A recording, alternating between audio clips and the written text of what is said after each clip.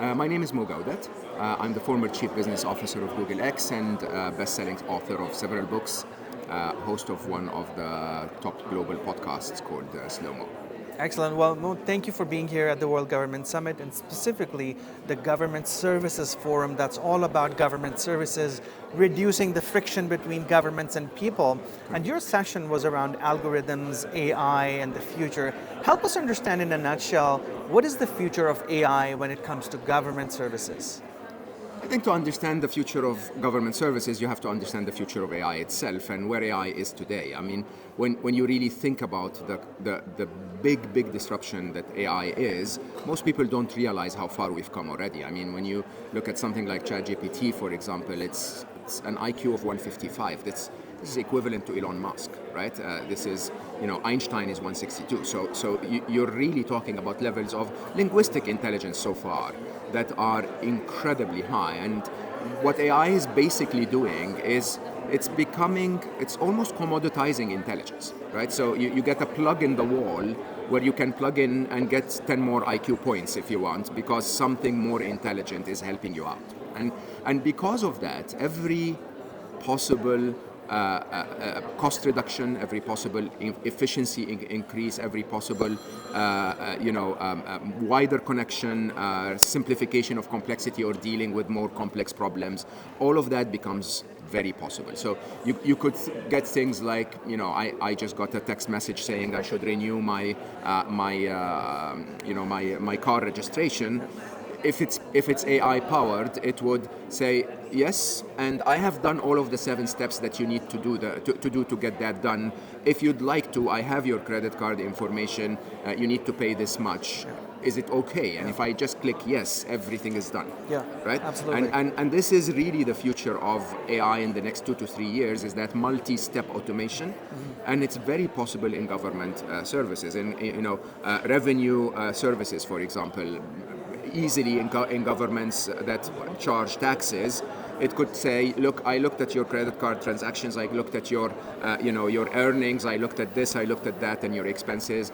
Your taxes are this much, would you like me to submit the report? And so on and so forth. All of those levels of automation and maximization of efficiency are very possible today. Thank you. One of the challenges with AI today is the amount of disinformation that's out there, the fear that's being shown in media, in movies, right? That's a big challenge. What's your advice on private, public sector, both of them?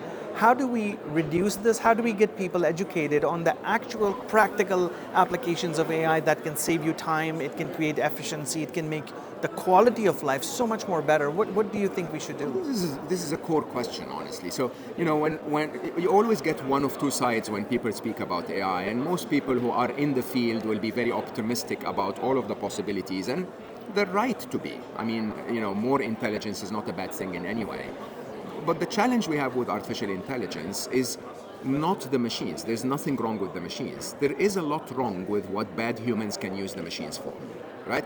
And one very good example of that is, deep fakes and misinformation and disinformation and so on.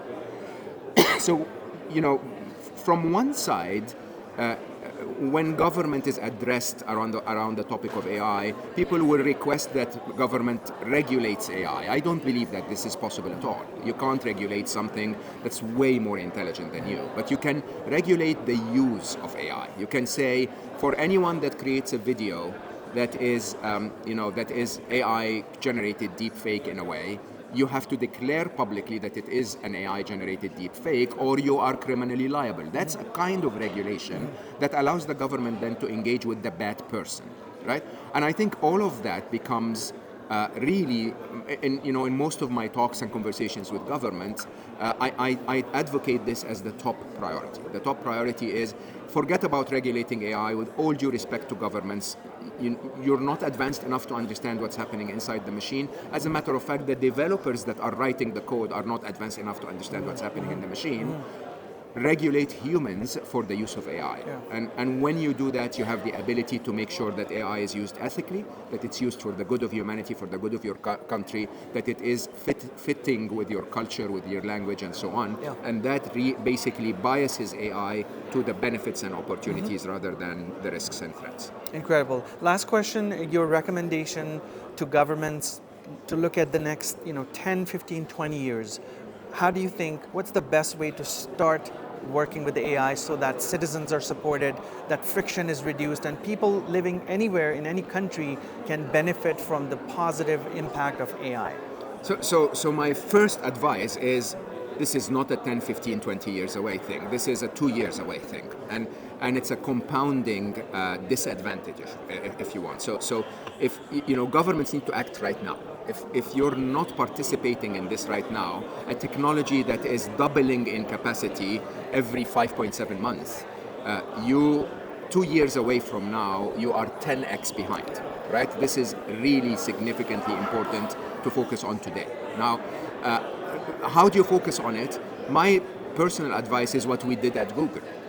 When technology is advancing very fast, you don't keep it as part of your core everyday today operations. What we did at Google is we started Google X, and Google X was really focused on the advancement of technology beyond the traditional technology that Google had at the time.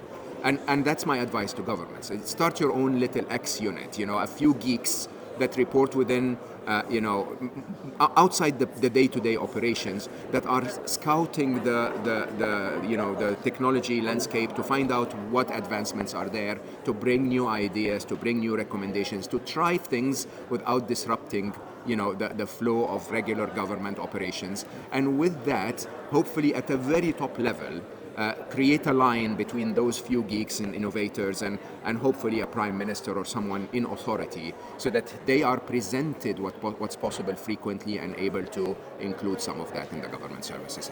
Incredible. Thank you so much for your time. Really appreciate you joining us. Thank you for having me. Thank you.